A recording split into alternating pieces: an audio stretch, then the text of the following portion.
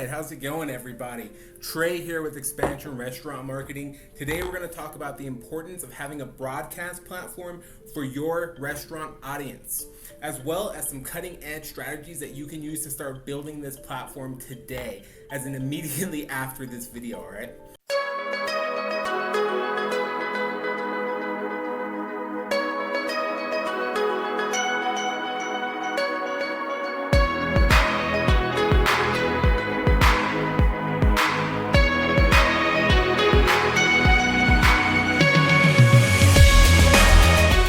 Have you ever considered what it would be like if your restaurant had its own broadcasting platform? Not an actual TV or radio station per se, but an exclusive means of communicating with your audience that knows and trusts you. If your restaurant isn't crushing it right now, then it's very likely that you have two major problems. One, not enough people are in a committed relationship with your restaurant, aka not enough people know and trust your restaurant. Two, you haven't taken actions that connect you with your best customers. In other words, you don't have their info or a system that allows you to converse with them and in turn invite them back to your restaurant regularly. So essentially you have no broadcasting platform. Don't worry though, Restaurant Hypergrowth is all about leveraging modern day tactics to help you establish this so you can have an exclusive audience that you own. Pop quiz, what is the common denominator between standard broadcasting platforms that you might consider using to advertise your restaurants? Example, radio, TV, print, newspaper, magazines, and direct mail?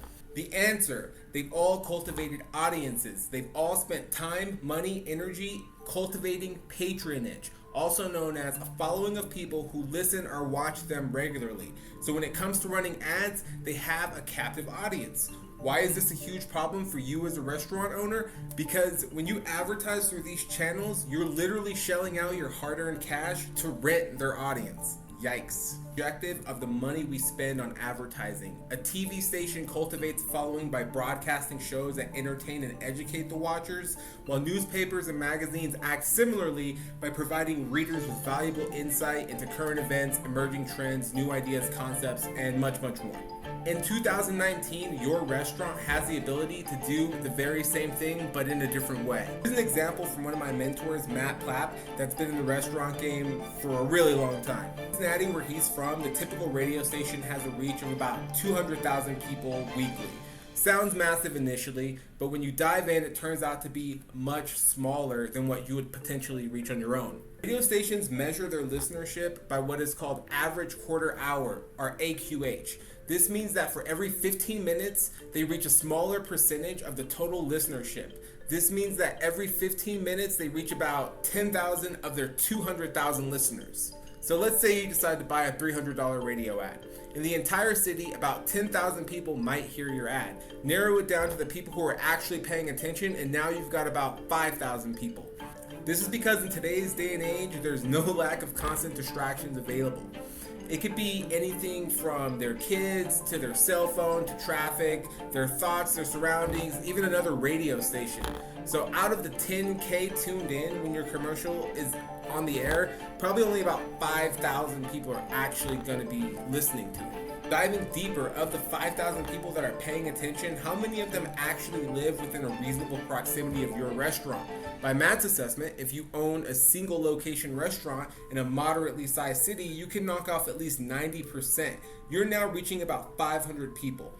Lastly, if you exclude those people who simply aren't in the market for what you have to sell, or don't recognize or care about your brand enough to actually follow through, you're getting closer to about 100 people. You don't have to be a marketing guru to know that spending $300 to reach 100 people one time is not the move. Now think about what you might be able to get done using modern day resources that are readily available to you. Resources like Google My Business, Facebook business and personal pages, Instagram business accounts, email marketing, text messaging, chat marketing, YouTube, and tons of other stuff, right? These are all conduits that you can use to communicate with an audience that knows, likes, and trusts you and sequentially establish a broadcasting platform. You have the means to cultivate a list of people that will give you their attention and not cost you an arm and leg every time you want to reach out to them. I can guarantee that any restaurant owner watching this video has the ability to build an audience greater than 100 people in a few days through the previously mentioned channels. Check this out. You probably have a Facebook page with about 500 friends, a LinkedIn account with like 300 connections, an Instagram account with like 200 followers, and maybe you've got an email list of like 1,000, and maybe you got a text message list of like 200, right? Maybe you've also got a Messenger subscribers around 200. If you're not too sure about Messenger,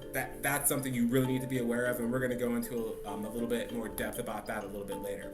Messenger is basically like the new email if you don't know too much about that. Being conservative, you've already gone well beyond 100 people that you could reach in your city with a radio ad. In addition to that, you're going to open up the gates to multiple contacts as opposed to just one contact with these people, meaning that you'll be able to talk to them more than once. This is what I mean when I talk about your restaurant having its own broadcasting platform. As a restaurant, small business, large business, or professional salesperson, you currently have the ability to reach a larger audience with your ad spend than ever before. The catch-22 is you have to be willing to invest time and energy into plans and systems that make the right people readily available to you at will. Here's the daily marketing mantra. I will only spend money on building an audience that I own, not on renting someone else's. In this series, we will not only focus on how you can establish your restaurant's broadcasting platform, but also on how you can create monthly marketing plans to reach out to those people in your audience and get them to come into your restaurant in a predictable fashion with trackable offers. These strategies have the end goal of helping you, the restaurant owner, build a database of customers and drive sales. The tactics we talk about can be combined in many ways, so don't be afraid to get creative. We're also going to share some real-world examples of how these strategies have helped real restaurant brands absolutely crush it. Stay tuned to get started. Now that you understand the immense value behind having your own broadcasting platform, let's talk about the various ways that you can actually go about using it to get the results that you desire and deserve. As I'm sure you're aware of, there are tons of options. I've already touched on a few you should already be leveraging. For example, Google My Business is one of my top favorites, Facebook, Instagram, and email. There are probably a few dead ringers that you aren't using though, like Facebook Live, text messaging, and Facebook Messenger, along with a few that you might be using but not getting the most out of, your website and in-house marketing, to name a few. When it comes to website, most restaurants take the same played out approach of give us your email to join our newsletter, blah, get updates, blah, blah, blah. Well, I got news for you, friend. No one cares about your newsletter/email list. No offense, but it's kind of true. Customers want to hear about what's in it for them. That being said, any attempts to capture a customer email via your website should be framed in the perspective of an MVP offers program or a rewards program. So before you ask for an email, ask yourself, am I offering my customers something of immediate value for this information? If the answer is no, then definitely think again. Bonus tip, all right? Every restaurant website should have a Facebook pixel in 2019. Not sure what that is? The short and the sweet of it is it's a tool created by Facebook that automatically stores and makes available to you historical data pertaining to who's been to your website. It allows you to advertise via Facebook and Instagram directly to the people that have already expressed interest in your brand by visiting your website. This is a huge opportunity that I'm just completely surprised so many restaurants are sleeping on. Please don't be that restaurant to sleep on this. It's just silly. Let's touch on in-house marketing. Some of the most common methods we see in an attempt to pull off in-house marketing are table toppers, bathroom posters, cards delivered by your server along with your check. I actually recently went to a restaurant where at the end of my meal, I was presented with this pretty cool looking card to put my email address in there and stuff. Here's the problem with this approach, right? Most people are not gonna take time to fill that out, especially after their meal. They're usually ready to go. I know I like to get out of there after I'm done eating personally. It's like kind of a pet peeve of mine. Next, they may have atrocious handwriting and thus the email provided would be unreadable. And then lastly, an employee still has to spend time transcribing those emails into a spreadsheet before the information can be loaded into an email program. So what's a better way to go about doing this in 2019? We need to come up with ways that can be pulled off digitally, okay? So we can start off with a QR code, which has gotten a lot better in the recent days.